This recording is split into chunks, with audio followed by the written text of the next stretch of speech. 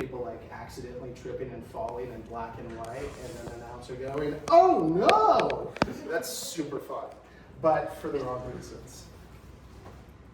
I prefer ideas, concepts, invitations to get people to lean in, play with you a little bit, which sucks a lot less. So today, we're going to call this How to Suck Less. I hear you all are concepting, yes? Well, hopefully these are some mildly helpful considerations as you concept. Hopefully these will be some tips if you get stuck or if you're having trouble judging your concepts or your work. Now, just to preface, what you'll see are not necessarily techniques. Techniques are fleeting. You'll find them, you'll use them, you'll throw them away. You know, what if we personify? It's good. That's a good technique. What if the whole world had this product, right? Great technique. We're not talking about techniques. We're talking about fundamental tips that will help you get unstuck. So, in order to do that, we have 4 steps that we're going to go through.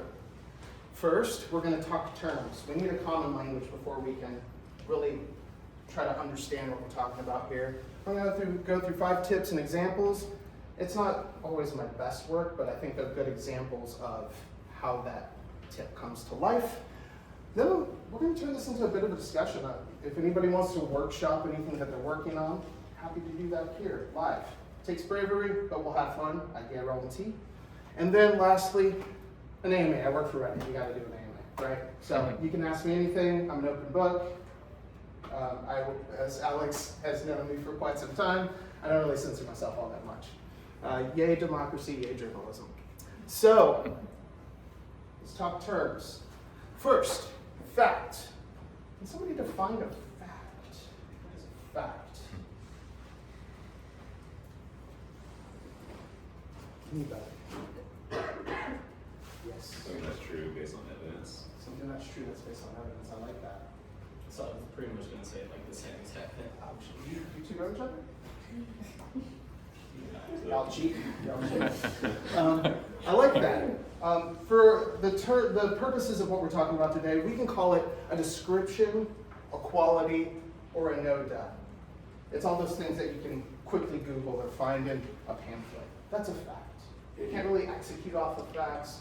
Facts are good. Sometimes you'll hear those be talked about in circles as RTBs, or reasons to believe. So these are those things that, while people actually buy from their heart, through emotion, how you make them feel, they'll use facts to convince themselves that it was a good decision. You see that a lot with car advertising. It's really about the emotion. They'll be like, but it had power windows. All cars have power windows. Duh. What's an insight? Anybody want to take the brave step? It's so scary. Anybody in the back in the most comfortable of seats? Any insight? Any insight on what an insight is? Yes? Like, What's your name, by the way? Jackson. Jackson. Me too. It's like a human truth. Human truth? Yes, yes, yes. I like that. If you don't mind me editing that a little bit, a truly interesting human truth. Where these two can get kind of confused is just because it's a human truth doesn't necessarily mean that it's worth it. Hence the no duh. Okay? What a concept. Yes, what's your name? Katie. Katie, great to meet you. Nice to meet you too. An idea. An idea? And can you define an idea for me? I know it's Like it is. I'm not saying concept, but like a thought that like is gonna get you something. I don't know. Yeah, 100%. The reason we're splicing these out is because fact and insight get confused a lot, and concept and execution get confused a lot. And what was your name next? Haley? Yeah. What Haley shared was an execution, not necessarily a concept, right? It was a single ad. So for this, let's call a concept a premise of a story, an argument, or for any Marvel fans, a universe that you're building. Okay? So that is your bigger, think of it as a log line for any movie fans. Okay? And then lastly, an execution is just that one touch point into your story, argument, or universe. And the reason we break that out and we say it that way is because we all don't watch the same things. We all don't live the same lives. And so no matter where you are in your life, how you would start to get into that universe, into that story, into that message, might look different than somebody else. You might get into it at the store. Somebody else might be watching YouTube and didn't have the bucks to pay for premium, so you get one of those ads, and that might be your way into that universe. So it's just one single touch point. Any questions or confusions about these terms? We're going to practice them together, so don't worry. So tip number 1, there's 5 tips, remember? Tip number 1, we're going to spend the most time here because you should be spending the most time here too. If you're super stuck, tip number 1 is work like hell to find a more interesting problem. What I mean by that is, instead of thinking of concepts, campaigns, or ideas, think of a better, truer, more interesting problem. A lot of times you'll get a brief from a client or from a colleague, and it's, we need to sell more Bud Light. No, duh. I could have told you that. That's not a real problem to solve. So start using what you learned here at the journalism school. But why? And get people to talk. I coach a lot of my teams to be the dumbest person in the room, even if you know the answers. Because most bad ads are built off of assumptions, so be the one who challenges the assumptions in the room. And that will get you to more interesting problems. The more and more you do that, you come up with another, you come up with another, you come up with another. All that hard work, the solutions to those problems will be your concepts. And then your job is done.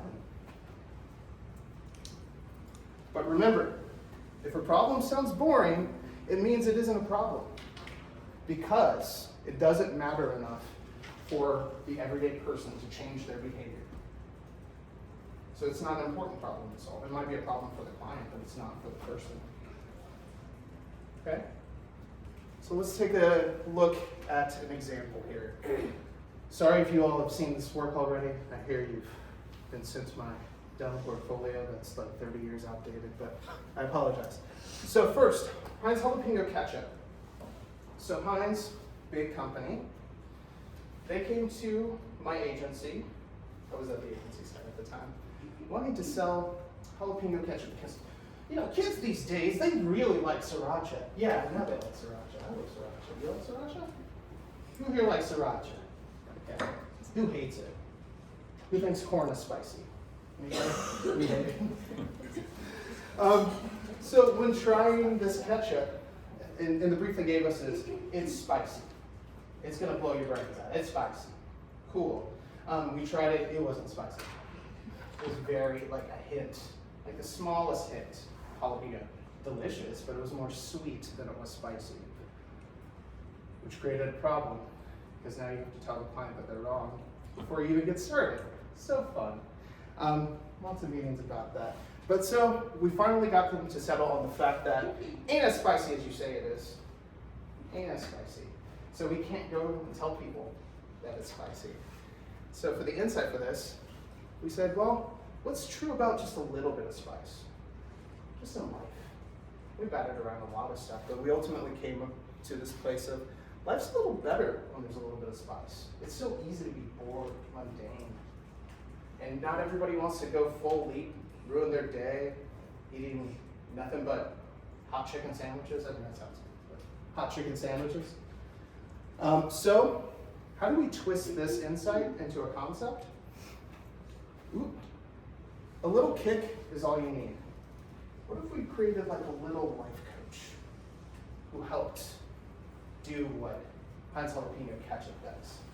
And so we came up with a way, an execution, to show that life is a little better, with a little donkey, a real miniature donkey. I just wrote it kidding and thinking we were gonna, shrink it down, and now the little donkey was like legit here. And we named, its real name is Firecracker. He's out in Austin, Texas. But we called her Little Kicker. And so we worked with a lot of different places to come up with ways to kind of give people some tips on the daily on how to improve your life. thanks to Little Kicker. But ultimately, we still had to bring Little Kicker to life. Fun note about this, you will see the poor actor here, the fake Jack Block here. Totally. With a Lego head. That donkey hated his guts. Oh my gosh, the amount of times that donkey tried to bite him, we ended up having to film the donkey separately and the actor separately, because every time they were in the same room, the donkey would chase him for 6 hours. And we didn't find out, we ended up filming 5 of these. We didn't find out until the end that miniature donkeys are a herd animal. They don't like being alone. We had some stunt donkeys, some backup donkeys in the front yard that we just had to bring in and pull behind the camera, and that donkey was so chill. Why didn't we know that? That's a story for another time, but let's take a quick little look at how this comes to life.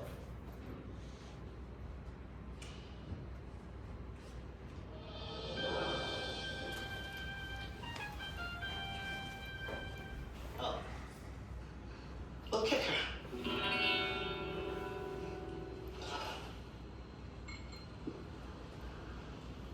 Blended with real jalapeno.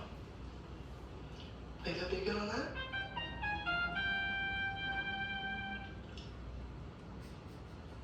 Oh.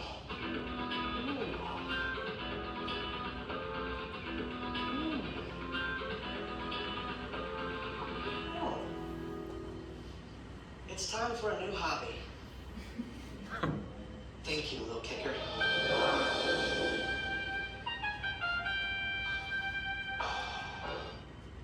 Thank you, Jack Black. What's great about something like this is it's purposely stupid, it's purposely silly, it's purposely absurdist. And weirdly, I didn't think it was going to work, but it worked like gangbusters. So you just never know. Don't judge yourself. So, questions on tip number 1. Find a better problem, even if it means fighting your client. No. In this case, did you have to fight your client to get them on board with the idea, or were they like all about it? Yes, they weren't all about it. Yeah.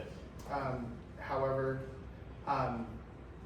it's amazing what a little persuasive writing can do. I wrote a manifesto, and I printed it out on cardstock, and I had a tiny little donkey at the top. And I purposely left like the reveal line for the presentation so that they wouldn't see it. I mean, so much of what we do is pitch theater, like I'm doing to you now. But right when we made the turn of it's what you have, as we've talked about, is not spicy, it's just a little kick. So let's just give life a little kick. Introducing Little Kicker. They're like, what are you talking about? They were so on board. They all lost their jobs afterwards, but that's a different story. I got Bob, that's why. Not because of you. Not because they still let me do like a Super Bowl commercial and stuff. So tip number 2, don't execute too early. And if you don't know what I mean by that, please refer to tip number 1. Spend all your time there. Use your journalism skills there. Be the dumbest person. Don't execute too early, okay? Be focused on what we're saying, or the solves, solutions, not how we're going to say it. That can happen, that's so easy. And you can bring in teammates to help you do that. Doesn't always have to be just on you, okay? So how does the concept solve the problem? How does what we are saying solve the problem? So an example for that is for EA Sports, NCAA 11. It's a video game that they don't have the rights to anymore, so, and it was a long time ago, so don't worry about it. But the fact here was that, as with like Madden, for any Madden fans, who are like Madden fans, for like 5 years of Madden. Yeah, Madden. The two cheating off each other's tests. This particular franchise, this particular title, the only thing new was that the hair looks more realistic. I know. I know. So even before we got to the fact, my art director partner at the time and I had to still figure out how to make that fact a little bit more insightful. What we came up with is it's more true to life character details. Maybe I should have been PR. That sounds so much better than it has more realistic hair. Look, the dreads look more dready. Who cares? The insight here is in order to get these, my partner and I had to come up with this, is that, well, that must mean like the game designers are really, really dedicated because you have to be that dedicated to give a crap about video game hair. So we took it to dedication is in the details. That's true of fans, that's true of the game. So how do you take that? How do you twist that and make that leap of faith to become a concept? Well, this game is deeper than the devoted. So really, what are synonyms for dedication that feel interesting? And how can you build a story off of that? How can you start to build a premise off of that? Devotion became really, really interesting to us because people treat sports like it's religion. But as you're thinking about deeper than the devoted, what are some things that come to mind? For us, it was like religion, the workaholic game designers. None of that was really interesting until we decided to go, okay, how about if we challenge people's devotion? The way we did that is by showing a slice of life of the most devoted fans to the point where it's silly. First of all, who?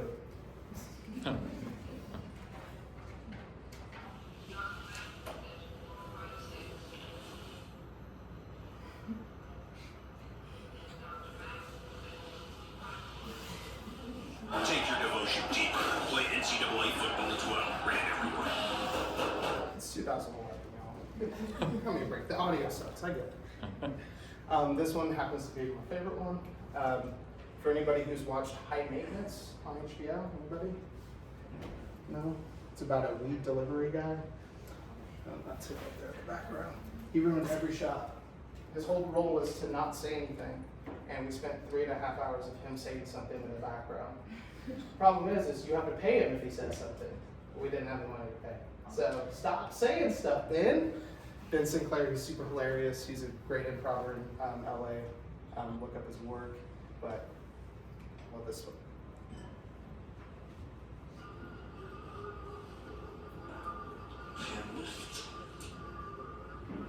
There you go. That's dedication. Take your devotion deeper. Play NCAA football as well. Ran everywhere. Questions on tip number 2? Yes, what's your name? My name is Logan. Nice to meet you, Logan. It's nice to meet you. Does it ever like bother you when you have to sell a product like this? What, a game? Well, not like a game, but you were like, they didn't change anything. And like that's kind of like a controversial thing in the game industry is like selling the same thing again. Like it's a known problem. Does that ever impact your work or how you view what you do? Yeah, I think it's a great question. There's 2 different answers to that of how do you have a moral compass in advertising. One, you should have a moral compass because if you don't, then somebody will give you one. And that's not a place you want to be. Because then you start to lose your sense of self, you start to feel like a shill, you start working for the money, and you shouldn't do that at all. You should be doing this for the fun of it, because it's hard enough. The second thing is, marketing and product have a better relationship than a lot of people think. Sometimes you have to convince the people who make the product that they're actually doing something that their intention is going on. And so for us, we're like, well, we know you have to sell this, the gameplay's fine, but we have an opportunity to not only just sell spots, but we did a bunch of other things outside of it where it gave people an opportunity to interact, have fun, build community. But it takes you being the advocate for the everyday person.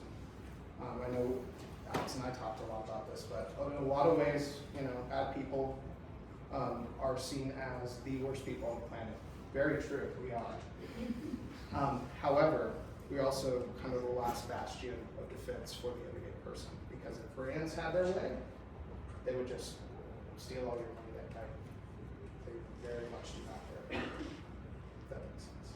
So you're saying that it's kind of like, rather than maybe improve the product, you kind of improve the communal aspects of the product, and you kind of like improve the experience that you can get from it? And sometimes you can make the argument to improve the product. Okay.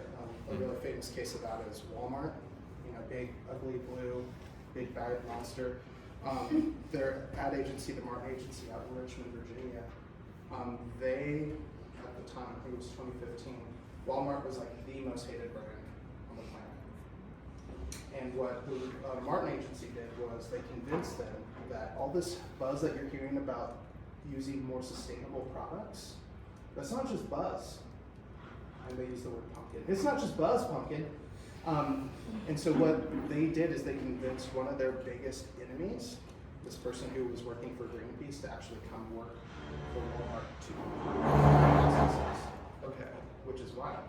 And you'll never see an ad about it, but it was still the ad agency who became that advocate. So there's an opportunity. It takes you having that moral compass to defend the rest of us. Does that make sense? Yeah, that makes sense. Thank you. That's a really great question. Any other questions? I saw hands go up as soon as the points dropped. Any other? Okay.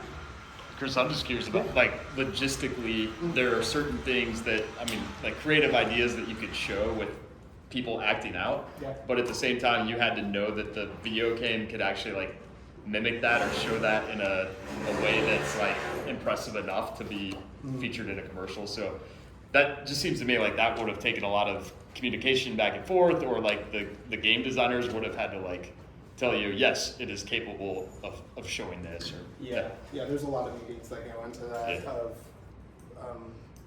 showing and selling the insight and concept, not the execution. Because even on set, this wasn't necessarily the original script. We kind of wrote it on set, which all three, there's a third spot, all three of them were filmed in the same space across 6 hours. It was just like some crappy gym in the south of Queens. But yeah, it does take the back and forth to get there. You'll see later on, but one of my biggest points that I want to put a pin on is creativity. No matter if you're doing it for advertising, you become a screenwriter, you become a professional artist. Creativity, being a professional creative, is a team sport. It is a team sport. It takes people to make things, and also the audience is part of your team as well. So treat it as such. So everybody is involved in this thing. If that makes sense. Okay, tip number 3. Kill the consumer, love the person. What do I mean by that? What I mean by that is the word consumer sucks. It leads to archetypes, stereotypes, demographics. They're all crap that lead to broad, boring, transactional work. You know, Gen Z nowadays, stop it. Millennials, that was our thing at the time. Millennials, they're gonna have spending. I don't want to talk about that. We're not a monolith. You all are not a monolith. You all are individual thumbprints. So instead, think of a specific person in your life, or persons, and write and think directly for that person. If that person is experiencing a problem that you found in tip number 1, how do you solve it for them? How do you create a story, an argument, or even convince a brand to do an action that might help with something like that? Because in the specific lies the universal, and that's where you start to feel some of that X factor in the execution. Some of that unspoken thing, some of that stuff that you can't really describe as to why you like it. A lot of Nike commercials get away with this because they've gotten to this place where they're writing to a specific person. They're trying to make it as human as possible. It is a one-way conversation. So, I forgot animations on this, so we'll go real quick. eBay. They had an anniversary. Anybody here use eBay before? Yeah, eBay. Selling or buying? Ooh, look at y'all, okay. Well, they had an anniversary and they came to us and they were like, hey, we want to celebrate our anniversary. I was like, who cares? It's about you. It's not about the people who use you. But as we dug deeper, there was this fact. There are super fans of eBay who love it. Y'all might be some of them. But the insight that led to it, basing it off the notion of anniversary, is every love has a story. Every single love has a story. So if we're going to celebrate an anniversary, we already know one side of the story. We already know eBay's side. But can eBay use their platform to say, you know what, we love you too, and we want to show that to people? And so what we came up with is a campaign called eBay Thanks You. This was like a series of 9 documentaries that we made, but this is the first. I remember my first motorcycle in Montana. It was the most beautiful thing I ever saw. I was a sophomore in high school. There were no Hondas. You had a Harley or you had an Indian. The whole rite of passage as a young man was trying to start one. I was the only one in the world that thought it was worth what I paid for it. I just had an affinity for motorcycles when I was young. It's all I ever wanted to do. I had no plans to end up where I am. I had every plan to keep riding. I rode it for about 13 years till my daughter was born. And I sold this bike as we were raising that child. I knew I'd made a mistake. I always wondered, what would come if I ever found it again, but I never had much hope of that. And I had been searching on eBay for other 58 Harleys, and it didn't even cross my mind I'd get this one back. But I looked for a couple of years trying to find the right one. And then one day, 32 years, I think, from the date that I sold it, there it was. The VIN number was the same. I bid what I thought it was worth, and I didn't get it. I lost it. And I thought, God, what's the chances twice like that? And a year later, it came up on eBay again. And this time I bid what it was worth to me.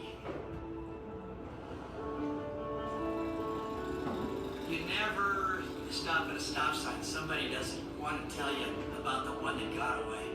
I wish my dad hadn't sold that 57 Ford Fairlane. My grandpa had a Harley like that. God, I wish we had that. I'm the guy that got it back. I got the one. Chumps me up a little thinking about it. Yeah, I got it back.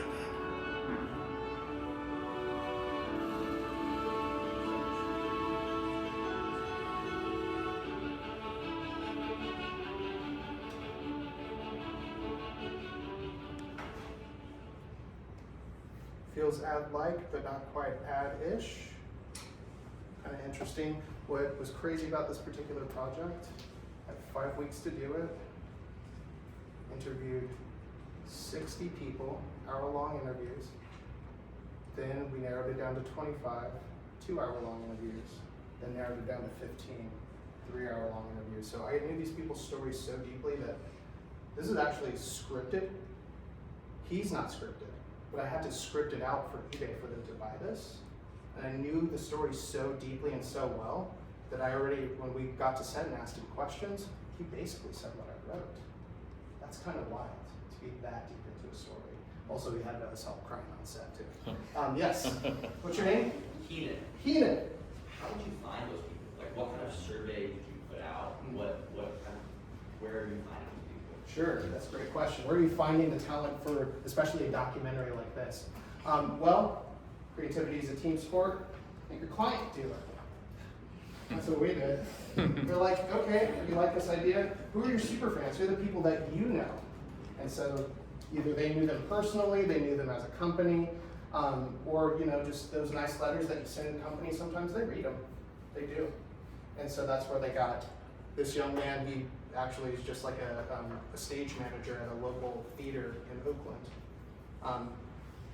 You wouldn't have known his story just walking by him, but he was so down. He was so down to always talk. And then we just had more and more people start to come out the woodwork after this one launched. Yeah, great question. Any other questions on eBay? Tip number 3. Okay. Kris, I love that example because I feel like here in the J School, a lot of times when it comes to talking about reporting, our friends that are more on the MMJ side, it's they talk all the time about finding the story and how everybody has a story. Yes. And I feel like we don't always think like that. But what a cool example to see how it's like something that the original idea doesn't strike you as anything that interesting, but to be able to dig into it enough and to understand enough about it to be able to like find that real gem of what it could be. Totally. And I think I still have those scripts, so if you guys want them, you're more than welcome to. Yeah, I was definitely flexing the J School muscles in that one. Number 4, also J School centric. Any editors? Anybody who edits? No? Yeah? You mean like video or? I mean like writing editor. Oh, no, sorry. Wrong. I would love to talk to you about video editing. I've done plenty of that as well. Well, this won't apply to you all because you're no editors, but I think you get the idea. Send your editor on a long vacation. What do I mean by that? You are hired for your point of view on the world. You will hear this term a lot in the world. And I almost got kicked out of ad school because I didn't understand what they were saying. They're like, what? I see that you're making funny things, but where's the voice? And I was like, I'm making funny things. That's the voice. I made a character. That's not what people mean. They mean, what is your point of view on the world? It's not showing through in the work. Your point of view, not anybody else's. While there's a time and place to edit yourself, today's not that day. You'll see them at some other point. So send that inner critic to Bolivia or some other country that sounds nice and has a beach or something. They'll be fine there. Okay? Because instead, you need to write out exactly what Professor Treaster's doing. 15 to 20 ways to solve it. And then take a break. Put in puzzle pieces. You are what you eat when it comes to creativity. So go watch a movie. Go hang out with friends. Go play a musical instrument. Go to the museums. I have forced myself to go to a museum that I have no interest in at least once a quarter. I'm like, I don't care about this. But if you surprise yourself, you might surprise somebody else with another puzzle piece that you put in your bank. And then when you get back from that break, write another 15, 20 more. Unfortunately, no shortcuts. I wish there were. Scott's Nature's Care. There's too many apostrophes, so I said screw it. I edited it. What it is it's a sub-variant of a product. Scott's Miracle Grow helps plants get all big and juicy and delicious. This was specifically marketed and made for people who live in cities but don't have space to grow, or small space growers, or people who are just getting their foot in the door. Pretty cool. So that's the fact. We don't need to do any hard work there. The insight. City and small space growers, they're part of this bigger group of eating local or people who care about the food but are so physically disconnected from the food that this almost becomes a virtue. I'm a foodie, a farm to table. You've heard all these things. People wear that shit around like it's a badge. And this product kind of helps with that. It helps you be involved with the notion of the eating local movement. But, I was working at the Onion, we came to the Onion, so I'm gonna do something silly with it. We came up with a concept that because you can do small space, because you can do even more eating local than the eating local people, why don't you join the eating localer movement? That's what this is. The eating local movement is about only eating what's grown in your geographic region. But you have to wonder, is that local enough? The even localer food lifestyle fills that void. You not only eat what you grow, you also never let what you grow leave your side. The even localer food lifestyle allows you to live life with your food, to really connect with it and form that special bond. It's like spending every waking second with a leafy best friend that, when the time comes, will nourish your body. You win again. Does the non-stop attention make my plant friends delicious? Sure.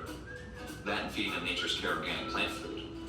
But I don't like to dwell on the whole eating them part.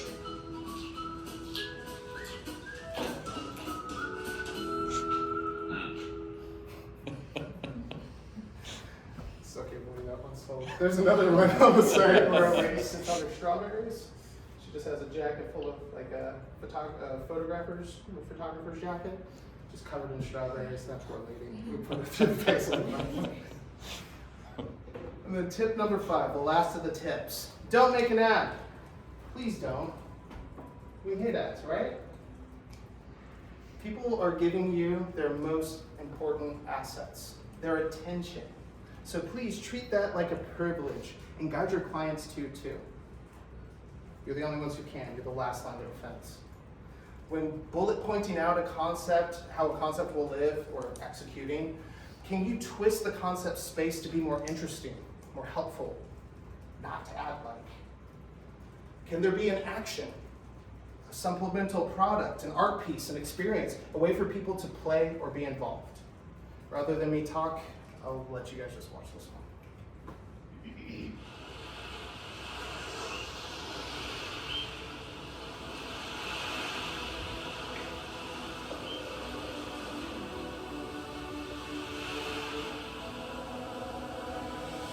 The feasibility of actually catching a moon in the shape of a line and lining it up in the bottom can happen if all of the cogs just kind of fit into place. In order for you to gauge that curve correctly, you've got to do it right, because any miscalculation is going to be apparent. The important thing is, will you be able to get to that moment? And that's going to be pretty exciting to see. Everything just lined up for you. That's awesome. On Friday and Saturday nights, the moon will appear as a slice of wine to the top of a bottle of Corona beer. Beer makers have named the stunt appropriately Luna Corona.